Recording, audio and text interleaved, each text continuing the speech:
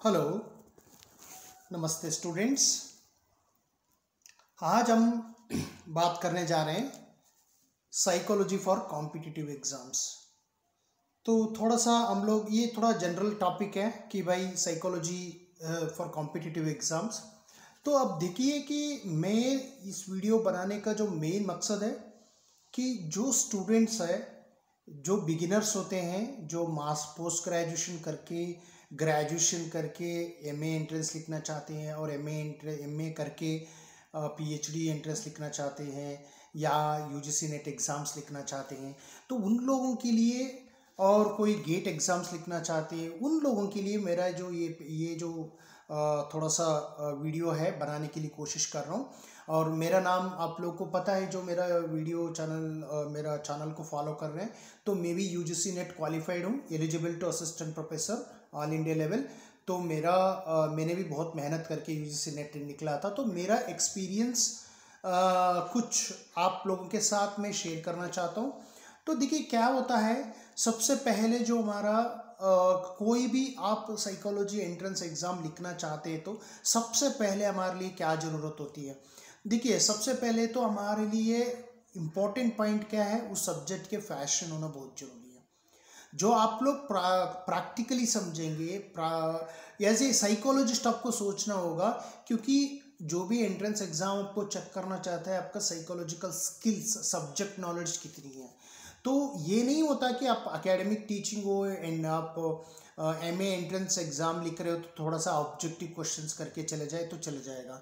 नहीं, factual informations आप छोड़ के ज़्यादा से ज़्यादा कॉन्सेप्ट रिलेटेड बुक्स को आप देख सकते हैं। यहाँ पे भी आप देख सकते हैं, मैंने कुछ बुक्स आप लोगों के लिए वैसे ही पिक्चर के लिए मैंने आपको दिया है, तो उसमें भी आप कुछ बुक्स है जैसे मैंने रेफ़र किया था, वो बुक्स आपको बता रहा हूँ। लेकिन याद रख लीजिएगा, सबसे इम्पॉर्टेंट पॉइंट है फैशन। जब आप फैशन नहीं है तो आप कुछ नहीं कर पाएंगे। जो फैशन एक इम्पॉर्टेंट चीज़ होती है, फैशन आप हम बोल सकते हैं, जो फैशन बहुत ही इम्पॉर्टेंट है। तो इसीलिए तो क्या है, आप बेसिक बुक पढ़ेंगे। दूसरी पॉइंट क्या होता है हमारा, बेसिक बुक पढ़ना।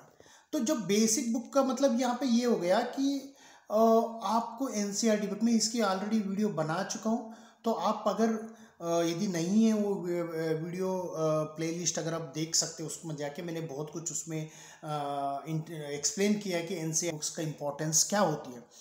तो सबसे इम्पॉर्टेंट फैशन होने के बाद आपको बेसिक बुक बार बार पढ़ना है, क्योंकि बार बार इसका मतलब नहीं है तो एक बार आपने 2 बार पढ़ने से आपको कोई एक्सप्रेशन नहीं होगा। क्योंकि आप साइकोलॉजी की जैसे एनसीईआरटी बुक्स हो गया, नेशनल ओपन स्कूलिंग का बुक हो गया, जो बेसिक बुक्स है उससे आपका इलस्ट्रेटेड बुक्स होते हैं, आपको एक्सप्लेनेशन अच्छी मिलती है।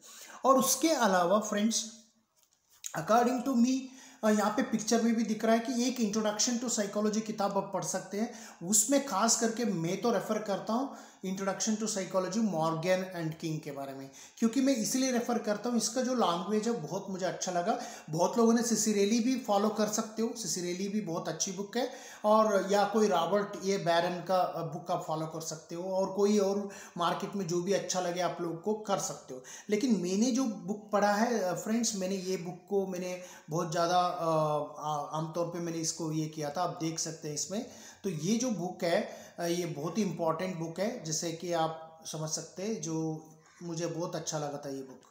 ठीक है, तो उसके बाद यहाँ पे बहुत कुछ है, जैसे इंडियन साइकोलॉजी है, और क्या बोल सकते हैं कि आप सिसिरेली बुक भी है। तो आप कोई भी बुक्स आप बायोलॉजिकल बेसिस ऑफ बिहेवियर के, मैंने आर्यन मैनुअल को भी ये किया था। तो मैं यूजीसी नेट पर्सपेक्टिव में कर रहा हूँ। तो इसके अलावा भी आप कोई भी MA entrance, central university entrance exam लिखना चाहते हैं, सेट एग्ज़ाम लिखना चाहते हैं, या कोई भी एंट्रेंस एग्ज़ाम आप हो सकते हैं कि जैसे कि फॉर एग्ज़ाम्पल आपको एमपिल एंट्रेंस भी लिख सकते हैं, और कोई भी पीएचडी एंट्रेंस लिख सकते हैं। तो सबसे पहले तो मैं कहना चाहूँगा, जब तक आपका बेसिक आइडिया नहीं पता, तो उसके लिए तो आपको एनसीईआरटी से शुरू करना होगा। एनसीईआरटी बहुत इजी बना देगा आपको अंडरस्टैंडिंग को। यहाँ तक आप रिवीजन भी करोगे तो अभी आप बहुत एग्ज़ाम्स लिखने जा रहे हैं, यूजीसी नेट एग्ज़ाम लिखने जा रहे हैं, तो उसका अभी जो 14 तारीख को पेपर होगा, अभी हमारे पास एक 7 दिन का आपको टाइम मिला है, तो आपको रिविजन्स भी करनी होगी। रिविजन्स एक शॉर्ट अपना एक एकदम शॉर्ट पॉइंट्स को आपको रिविजन्स करना होगा। तो ये बहुत इम्पॉर्टेंट है, जो जब तक मेरा मान के चलिएगा कि इम्पॉर्टेंट क्यों होती है रिविजन्स, तो क्योंकि वो उसके अपना एक वो नोट्स अपने बना रखा है, छोटा सा छोटा नोट्स बना होता है, अच्छा स्मॉल पॉइंट्स का नोट्स होता है, उसको आप रेफर कर सकते हो। ये तो आपके मैंने थोड़ा सा दिखाने के लिए मैंने ऐसी आपका आइडिया देने के लिए थोड़ा दिया है। तो ये तो पहले तो मेरा ये हो गया फैशन, और दूसरी बात बेसिक्स बुक होता है, और उसके साथ जो तीसरी जो पॉइंट है वो प्रीवियस ईयर पेपर को करना है।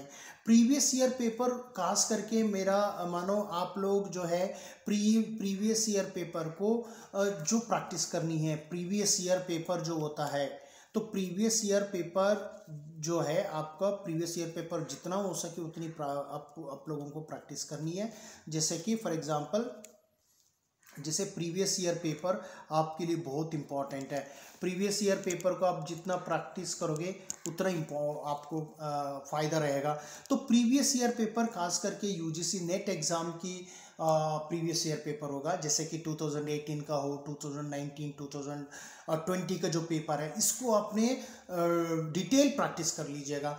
और साथ ही साथ कोई भी एंट्रेंस आप एग्ज़ाम लिखना चाहते हैं उसका प्रीवियस ईयर पेपर को देख लीजिएगा। बहुत ही अच्छा तरीका है प्रीवियस एंट्रेंस पेपर को देख के आप लोग ये उस एग्ज़ाम को आप अगर तैयार करना, क्योंकि इससे ये पता लगता है कि आपका कमी क्या होती है, उसका एक्सप्लेनेशंस किए होते हैं। कोशिश कर लीजिएगा कोई की आंसर आपको मिले, या कोई की आंसर ऑफिशियल की आंसर होते, जैसे यूजीसी नेट का आंसर की दिए हो तो उसको अपने कहीं ना कहीं तो आप उसको कलेक्ट कर लीजिएगा 4-5 ईयर्स पेपर का, तो उसके साथ आप लोग तैयारी कर ले, तो तब जो देखिए आपका कमी दिख जाता है कि या क्या क्या कमी है इसमें, क्या क्या कमी है, उस कमी को आप दूर कर सकते हैं।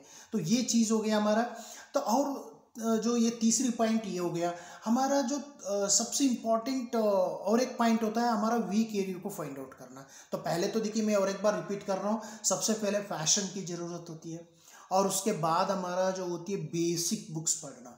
बेसिक्स बुक्स पढ़ना बहुत ही ज़रूरी है, और बेसिक बुक्स के साथ साथ आप लोगों को क्या करना होगा, आप लोगों को क्या करना होगा, जो अपना बुक्स को जो, जैसे मैंने आपको कहा कि छोटे छोटे नोट्स बना के आप तैयारी शुरू कर लोगे तो प्रीवियस ईयर पेपर्स होता है। तो प्रीवियस ईयर, थर्ड पॉइंट जो हमारा इंपॉर्टेंट है, प्रीवियस ईयर को प्रैक्टिस करना डेली बेसिस, प्रीवियस ईयर का जब प्रैक्टिस करोगे। और जो चौथी जो पॉइंट है, जो अपना वीकनेस एरिया को पता करना, जो आपको किसी फॉर एग्जांपल कुछ यूनिट 10 यूनिट्स है हमारा साइकोलॉजी में, उसमें हो सकता है कुछ स्टूडेंट्स जो है बायोलॉजिकल बेसिस ऑफ बिहेवियर या रिसर्च मेथड एंड टेस्टिंग के ऊपर जो है होता है, वो बहुत मतलब थोड़ा वीक होने का चांसेस होता है। तो उसको थोड़ा पहले ही अपनी नोट्स बना ले, उसके लिए उस एरिया को थोड़ी सी ज़्यादा ध्यान दे दे, स्पेशल ध्यान देना चाहिए उस चीज़ को। तो ये हो गई आपकी चौथी पॉइंट। सबसे इंपॉर्टेंट क्या है, ये एरिया को पता करना। जब किस यूनिट में मुझे ज़्यादा प्रॉब्लम हो रही है या मुझे इंटरेस्ट नहीं लग रहा है, फिर भी पढ़ाने के बाद भी मुझे कम मार्क्स आ रहे हैं, तो ऐसा एरिया को आप ध्यान दीजिएगा। तो सबसे इम्पॉर्टेंट ये हो गया। और हमारा पॉइंट्स अगर हम बात करें, जो आपको साथ ही साथ एक छोटा सा नोट्स बनाना चाहिए। ऐसा बड़ा नोट्स नहीं बनाना चाहिए, डिटेल्ड नोट्स नहीं चाहिए, ऐसे शॉर्ट समरी नोट्स होते हैं। जैसे कोई भी टर्म्स होते हैं, टर्म्स को लिखने की नोट्स बनाइए। कोई भी आपने चैप्टर पढ़ा, कोई भी टॉपिक पढ़ा, उस पर कम से कम 10-15 ऐसा जो वर्ड होते हैं, जो ऐसा इंपॉर्टेंट टॉपिक्स की रिलेटेड होते हैं, तो उसको आप नोट्स बनाइए। ऐसे हर दिन में आप अगर नोट्स बना रहे हो तो उसमें क्या होगा, आपका एग्ज़ाम जैसे 15 दिन से पहले जो है आपका और अच्छी तरह नोट्स बन जाएगा, बहुत ही बढ़िया नोट्स हो जाएगा आपका।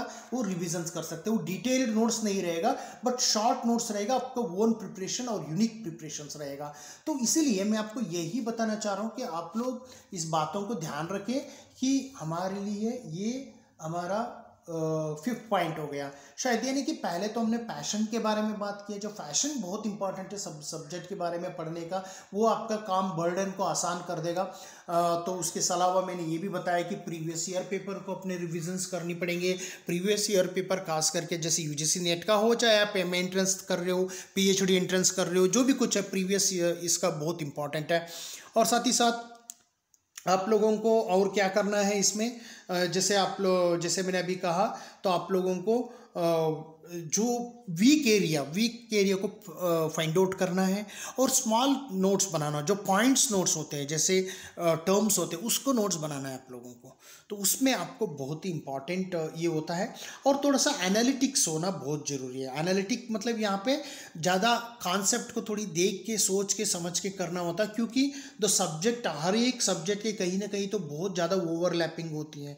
कई बार हमने इंटेलिजेंस पढ़े होते हैं, वो पर्सनालिटी असेसमेंट में पढ़ते हैं, कई बार हम कॉग्निटिव साइकोलॉजी में भी इंटेलिजेंस पढ़ते हैं, प्रॉब्लम सॉल्विंग भी कहीं ना कहीं होते हैं जो कॉग्निटिव साइकोलॉजी जब हम पढ़ते हैं, और सोशल कॉग्निशन को हम रिलेशंस करनी होती है। तो इसीलिए आप लोगों को ध्यान रखना होगा कि जब तक आपको बेसिक क्लैरिटी नहीं रहेगा, तो तब तक हमारा जो भी अंडरस्टैंडिंग होगा, हम लोग इधर उधर भटकते रहेंगे। तो मेरा कहने का मतलब है, आप इस फैशन को, इस प्रीवियस ईयर पेपर को आदत बना दीजिएगा, और साथ ही साथ अपना वीक एरिया और स्ट्रेंथ एरियाज को रिकग्नाइज कर लीजिएगा। और उसके अलावा आप लोग छोटा सा नोट्स, हर दिन के बेस नोट्स बनाने की कोशिश कर लीजिएगा। ये बहुत ही आपको मददगार साबित होगा। जब आप अपना वो notes point of view notes बनाओगे, तो वो आपको बहुत ही मदद करेगा। और साथ ही साथ मैं और एक चीज़ बताना चाहूँगा कि आप हर दिन के बेस में 25 क्वेश्चंस, मिनिमम 25 क्वेश्चंस आप कर सकते हो। ये आपको पेपर 1 के लिए भी आपको फ़ायदेमंद रहेगा, और एक और कोई आपका विषय के लिए भी फायदेमंद रहेगा। मतलब कोई भी आप 25 क्वेश्चंस को सही हो, पेपर 1 को भी आप प्रैक्टिस कर सकते हो, पेपर 2 के लिए भी आप प्रैक्टिस कर सकते हो, ठीक है ना। तो ये बहुत ही इंपॉर्टेंट है फ्रेंड्स। तो इसीलिए आप लोग ये 25 क्वेश्चंस प्रैक्टिस कैसे करेंगे, जो ऑब्जेक्टिव क्वेश्चन भी कर सकते हो, और प्रीवियस ईयर पेपर को भी आप कर सकते हो। कोई भी question depending on your objective, आप लोग इसकी प्रैक्टिस करें। तो इससे क्या होगा, आप लोगों की बहुत ही मददगार साबित हो सकता है। और आज मेरा यही समरी बताना था जो साइकोलॉजी फॉर कॉम्पिटिटिव एग्जाम्स के लिए। तो आप लोग ये मेरा, अगर कोई भी आपको डाउट्स आता है इसके लिए, तो आप कमेंट करके मुझे पूछ सकते हैं। यदि आप लोग नया है मेरा चैनल के लिए, तो पहली बार आप देख रहे हैं, या आपने ऑलरेडी आ चुके हो और सब्सक्राइब नहीं किया है, तो प्लीज़ सब्सक्राइब कर लीजिएगा, और साथ ही साथ शेयर कर लीजिएगा, ताकि शेयर करने से आपका ये जो मटेरियल होगा, ये इन्फॉर्मेशन होगा, और आपकी जो फ्रेंड्स है, वेल विशर्स है, उनके लिए भी फ़ायदा मिलेगा। और तीसरी पॉइंट क्या है, हम लोग ऑनलाइन कोचिंग भी प्रोवाइड कर रहे हैं, ऑनलाइन गाइडेंस प्रोवाइड कर रहे हैं, ऑनलाइन प्रोजेक्ट्स, इग्नो प्रोजेक्ट्स भी हम लोग गाइडेंस देते हैं। साइकोलॉजी से रिलेटेड कोई भी रिसर्च रिलेटेड है, हम लोग उसको आप लोग को गाइड करते हैं। तो ये हमारा थ्रेशोल्ड साइकोलॉजिकल सर्विसेज के माध्यम से हम लोग बहुत बढ़िया बढ़िया वीडियो, आगे कंटेंट आप लोगों के लिए लेके आ जाएंगे। तो इसलिए आप बने रहिएगा मेरे चैनल को। आज का मेरा इतना ही वीडियो था। हम अभी आने वाला वीडियो में हर एक बुक्स को एक्सप्लेनेशन करेंगे, ये बुक्स का क्या एरियाज क्या होती है, उसका बैकग्राउंड क्या होती है, हर एक बुक्स को आपको एक एक करके एक्सप्लेनेशन करेंगे, तो आपके लिए बहुत बढ़िया रहेगा। तो आज की मेरा यही ये था। तो आप लोग बने रहिए मेरे चैनल के साथ। आप लोग के लिए धन्यवाद दे दूंगा, और मेरा वीडियो को समाप्त करूंगा। धन्यवाद।